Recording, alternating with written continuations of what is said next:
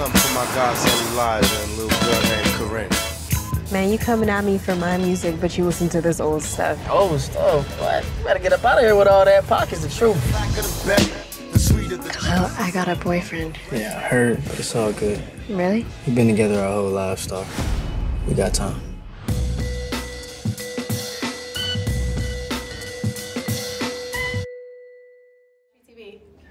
Hey guys. What's it? Hi. I'm excited to be here. It's my first time. It's my first Yeah, time us too. too. Yay! Well, you deserve it, especially after seeing this film. Thank you. I want to start with Algee. I have to say, you were so charming in the beginning that it was almost like we knew what were going to happen, but I was still devastated when it did. Did you go into it with that intention of like, I only have these few moments, let me make the mark?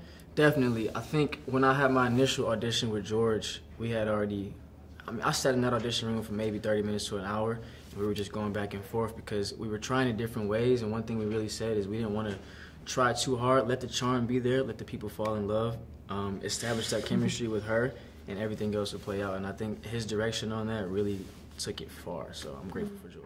Yeah, almost when I walked in, I was like, I might have to give Algee a hug. You know, man, I just need one. You ain't give me a hug out there. Stop playing. He was waiting. I'm like, all right, he was a little serious. So I'm teasing. But, okay, so the defining scene, which we all know, how difficult was it for both of your parents to see that? For our parents? Oh, that's a good question. I haven't talked to my mom about it, actually. My mama cried like a baby. Yeah. And we saw it at nighttime, too. I think the first time they screened the movie was during the day. Me and my mom we were out of town, so we had to come back and watch it, and we watched it at night. And the emotions were just so much heavier at nighttime walking out of there.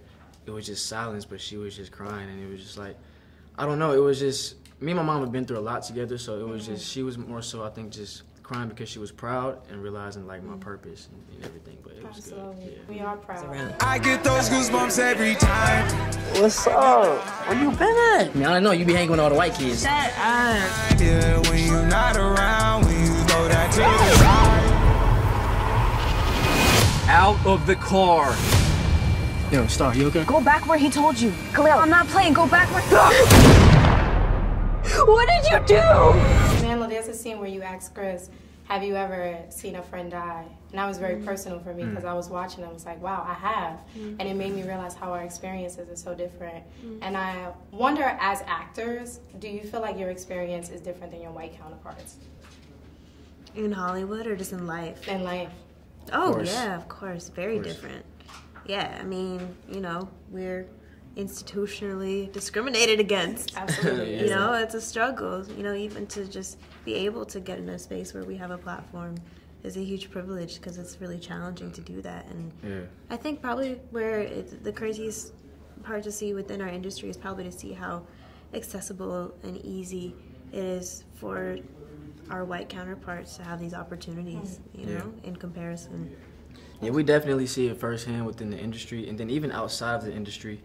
Some people don't even understand, though, that they have that privilege, and so I think that was one cool thing about Chris at the end of towards the end of the movie, he started realizing, all right, I don't understand, so let me just have an open mind so I can try to understand, and that's the whole point. As long as you try to understand and sit down and have a conversation to help the situation, then I feel like that's a start. Yeah, I feel like a misconception around privilege is that you have some malintention as a privileged person, like that you have a bad intention, but I think the problem is actually that you have no intention, that you have an unawareness or ignorance towards your position in the world and how it affords you opportunities over those who are discriminated against.